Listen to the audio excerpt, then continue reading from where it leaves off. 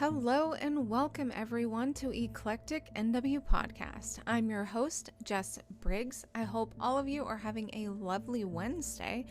And since Tuesday, we've had some lovely cloudy weather here in the Northwest, which is a complete relief considering all the wildfires that are tormenting the West Coast right now.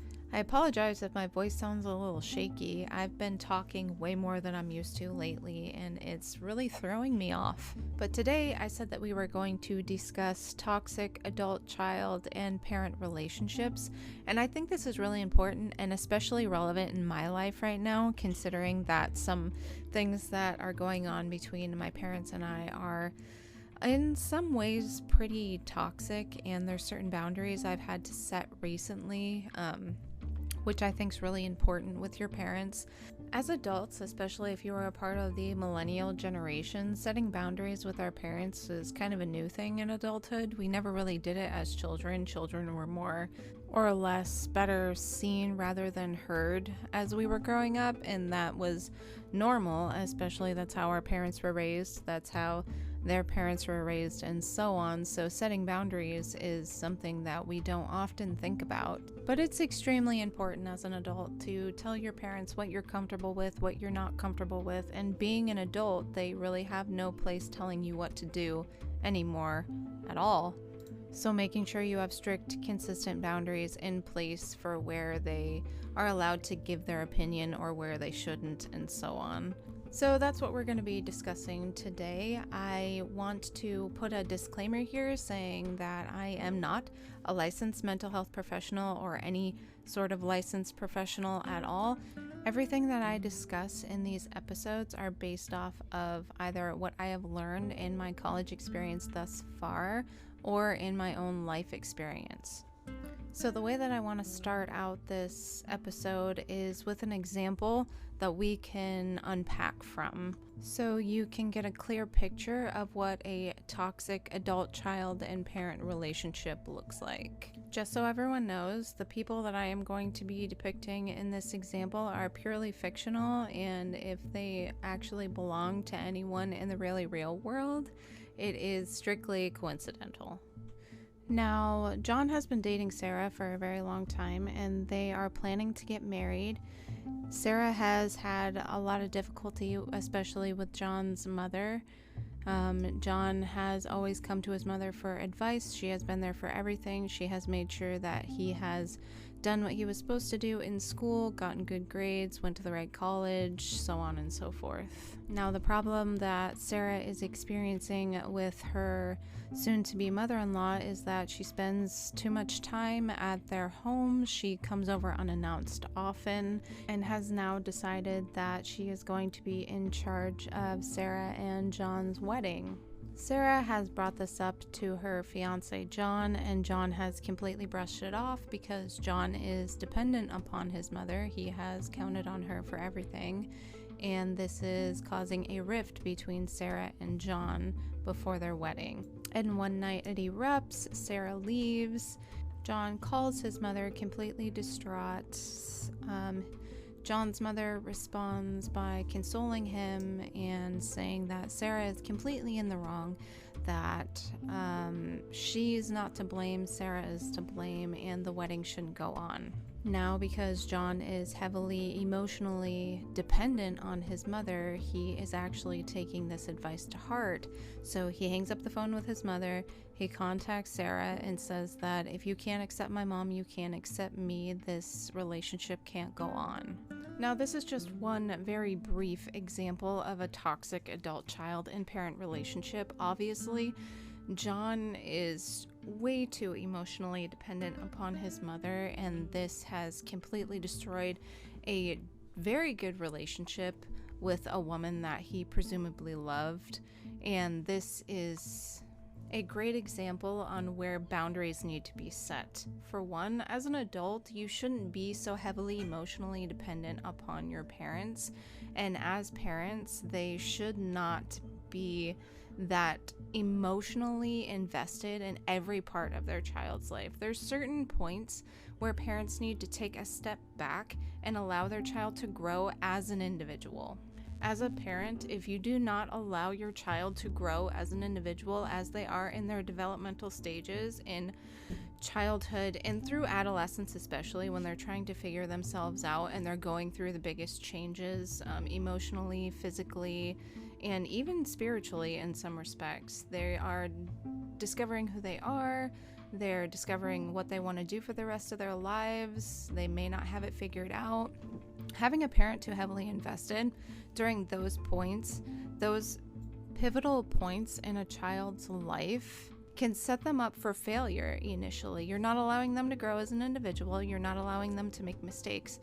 You have to let them develop as a person, or they're not going to know what to do in adulthood when they're out in the world, where the world doesn't love you like your parents love you. The world doesn't accept you as your parents accept you. So it's extremely important for a child to be incredibly comfortable with who they are and knowing themselves as much as they can before they go out into the world, so that they have that confidence, they have that built up self-esteem, and the world won't immediately break them.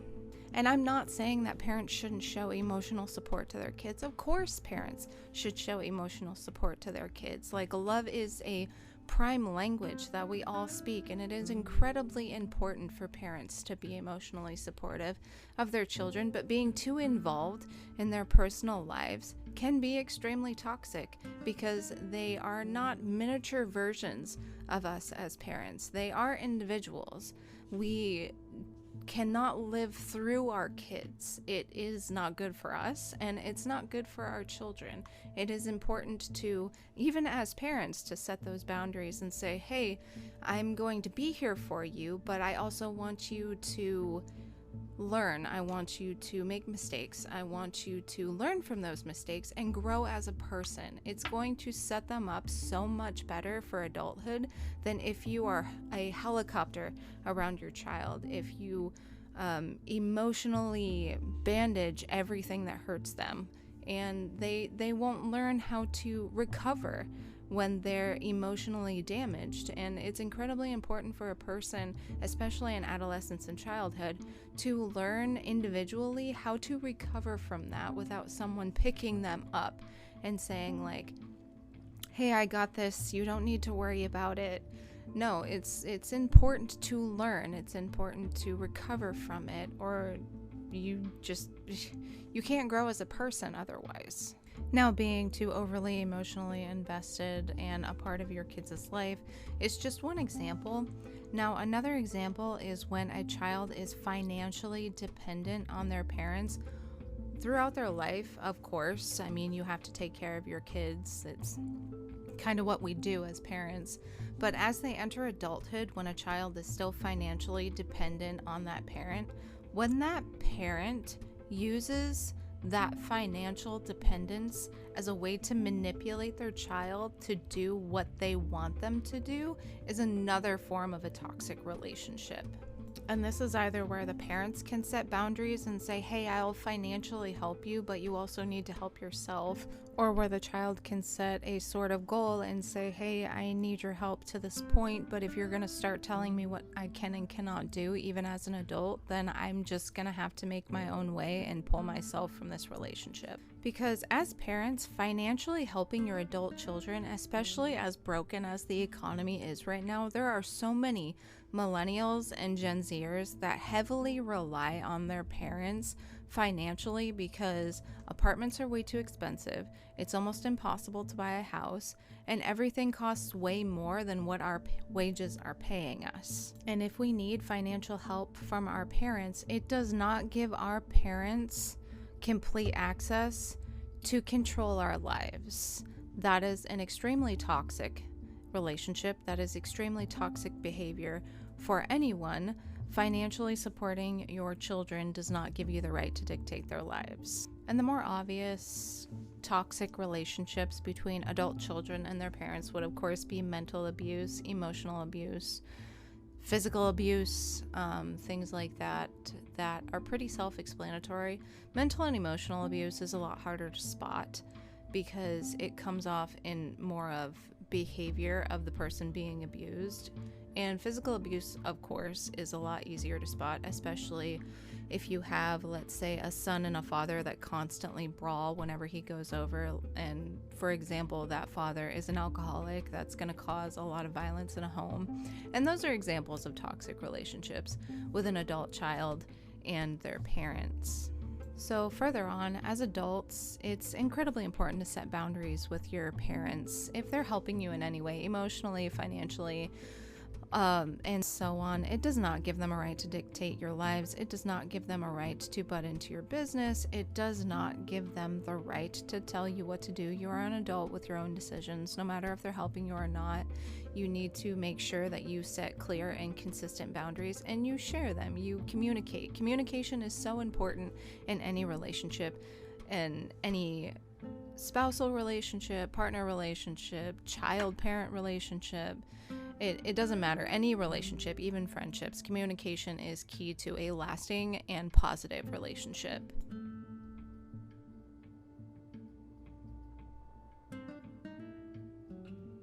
Now I want to break from the adult, child, and parent relationships and the toxicity that it can cause and go into actual spousal or partner or even friendship kind of toxic relationships. So I'll start off with an example again, and then we can unpack from that. Now, continuing to use Sarah and John as an example. So Sarah and John have been dating for 5 years, 5.5 if you actually ask Sarah. And throughout those 5 years, Sarah and John's friends have noticed that John's behavior has drastically shifted into a more recluse, sort of quiet and timid kind of behavior. It's very strange for him. He always seemed like a very extroverted, outgoing guy, super nice, easiest to get along with, really funny. And in the past couple of years, John has displayed very strange and out of character behavior. One night, John's friends come over unannounced, just surprise him and hopefully take him out on the town. And John answers the door. He's really uncomfortable. He's even bordering on the point of being kind of frightened. And then Sarah comes out of the back room and she seems really buoyant, really friendly, asks why the guys are there. They say they want to take John somewhere just to get him out of the house. And she turns to John. John kind of slinks back and she says, "Well, that sounds like a great idea. You should definitely do that, John." And John looks at her, looks at his buddies, and he just vigorously shakes his head no. And then he asks his friends to kindly leave, like it's really late, they don't need to be here, and then his friends leave.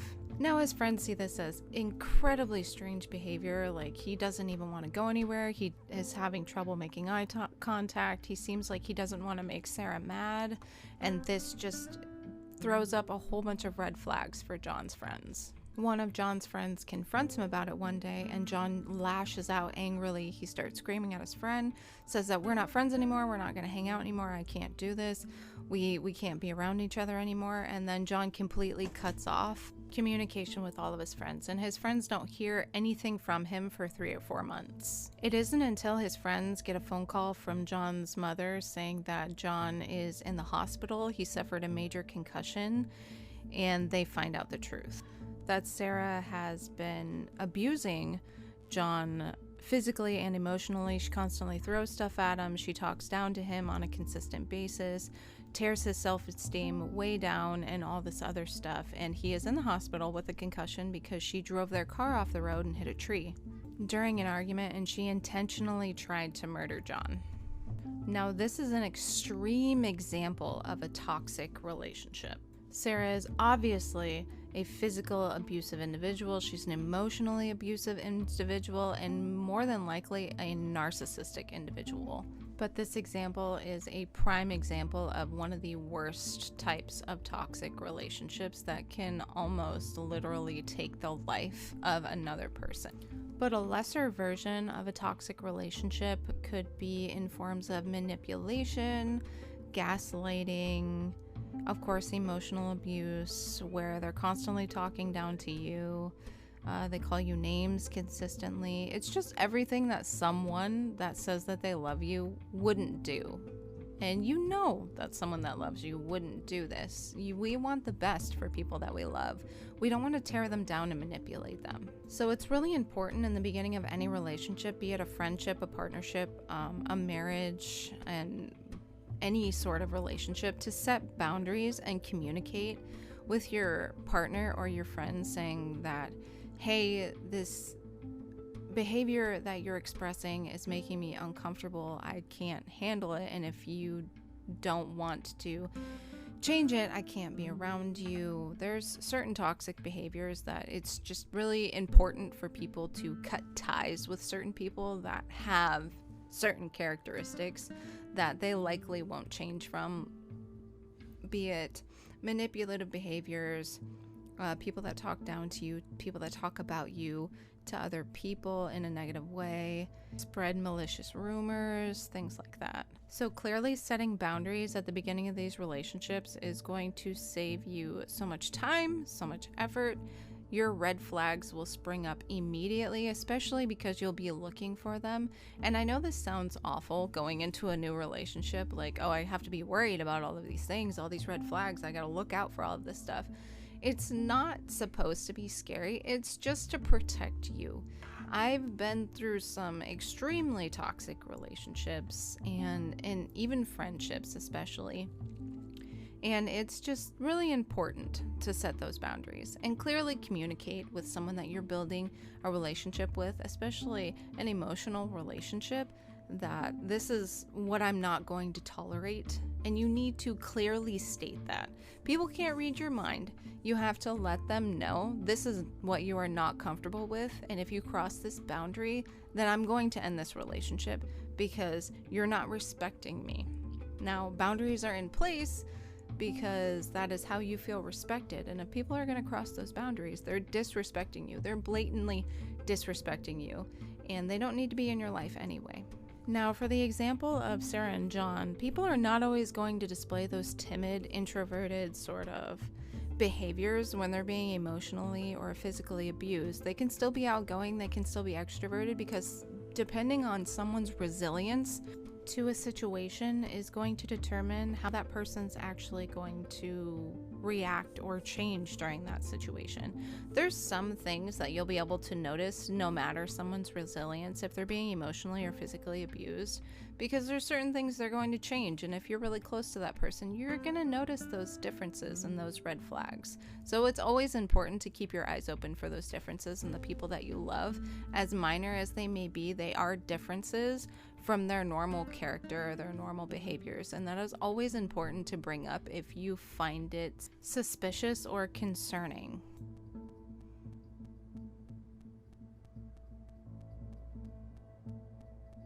Now, we're only 18 minutes in, but there's also something that I really want to touch base on, especially in spousal or partner relationships that involve children.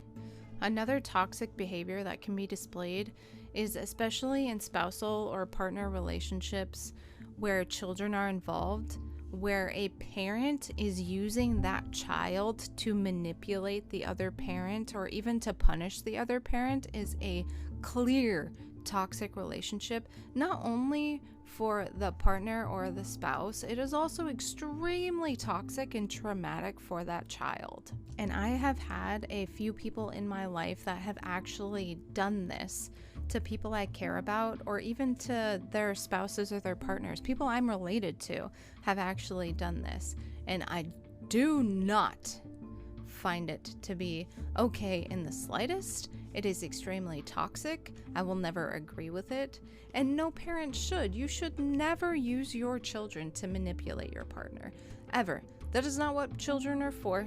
That is emotional abuse. Not only for the child is that traumatic, because you're sitting there telling lies or falsehoods about that spouse or parent, or even talking to your children in a negative way about your spouse.